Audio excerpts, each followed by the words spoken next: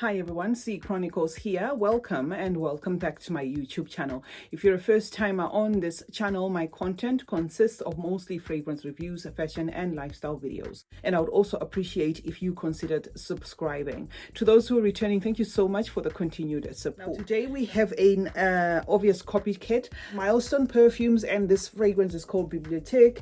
I found it online and I thought, okay, let me just go ahead and purchase this one. I purchased this one on perfumeabsolu.com, so in case you are interested in this one, you can go ahead and purchase it there. So this is an obvious dupe, guys, of Byredo's Bibliotic. Okay, the cap does close. Let me just close it properly for you. Okay, I just had it way up because it's snuggled. It's very tight. This is the fragrance and I am gonna spray it in its box as usual and I'll tell you my thoughts. So Milestone Bibliotic, okay, has this kind of atomizer for those who are interested. I'm gonna tell you the notes for this fragrance based on what it is duping and a little bit of what I smell. It has a top of peach and plum, and then it has a mid of violet and peony and a base of patchouli, leather, vanilla and musk. Now a quick one, guys, this is a fragrance that is complex. This is not a fragrance that I would say run and buy if you are not into challenging fragrances. This fragrance is very different. We are going to get obviously into that. Now it opens up with an animalic, leathery, powdery touch to it with a feel of that fruity plum. Also has a woodsy, I would say earthy leaning patchouli, so you are definitely going to get the patchouli in here. However, it is well rounded, so it's not going to just strike you as a patchouli forward scent. The patchouli blends perfectly with the rest of the ingredients. It has like a light jammy feel of a peach, okay, together with that plum. But what you will get the most is that plum. And why I said this is quite on the challenging side is, for some, this plum may come across as though it's sour, too sour, or even a bit rotten. Okay, so I just had to get that one out of the way. But to me, the way it's odd is beautiful, because if you are a fragrance enthusiast like myself, you're constantly on the hunt for something that will wow you. You're constantly on the hunt for something that you want to decode, something that will challenge your nasal palate, if you will. And that's exactly what I get from Milestone's Bibliotic. Okay, so yeah, this is a fragrance that's obviously going to be a joy for some in the dry down, but I'm going to maybe give you a mental shortcut. This fragrance transports me to walking into a library with very old books. Now I often talk of Alien, Mugler's Alien, as having like a magazine ink feel.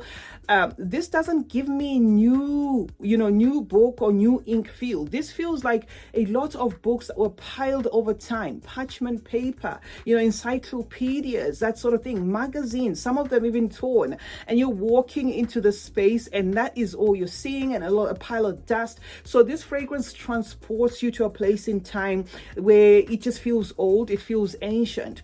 And I wouldn't cap it as it feels like old money, because even I wasn't there in that era, obviously, but I'm gonna say, even taking myself there mentally, I don't think this would have been an easy fragrance to wear then. So I'm not going to cap it as old money vibes, if you know what I mean, but I'm just going to say it transports me to like that kind of old kind of feel, very unusual. I wouldn't blind buy this and gift it to somebody. So an hour into this fragrance is what I would say a lot of people might actually find interesting with this fragrance, because in as much as it keeps that rumminess and that old book feel, which I did mention there, the dry down introduces a powdery candy accord there, leaning more peachy as well, but still mimicking that old book vibe. So we're not losing the old book vibe here, guys. Unfortunately, we're going to carry that all through. And then again, in that powderiness, it has like a distinct leather feel,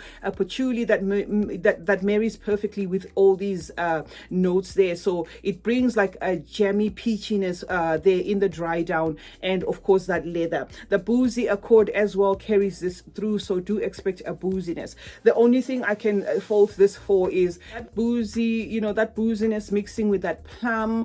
For some, if you cannot get past that because the plum has overpowered, your nose, nose, this fragrance may come across as one that lacks, freshness, and also translates as rather stale. So that is the con that I can, say about this fragrance, that it does have that. But if you are one of those people who love, to discover as many fragrances as you can, who is probably tired of a lot of fragrances smelling similar to each other, then this is a scent profile that you might find interested in trying. So yeah, a good one for me, one that I absolutely love. I love this fragrance, especially on the skin.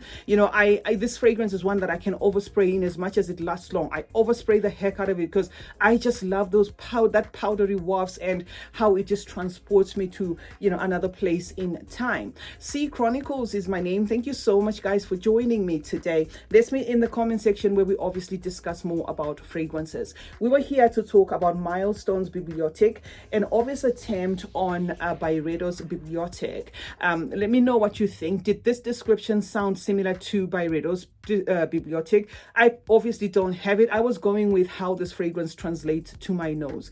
Turn on post notifications, guys. That way you get to be notified anytime I upload a video. Like and share this video, and most importantly, guys, please do subscribe. And remember that smelling good is a form of good manners. Cheers.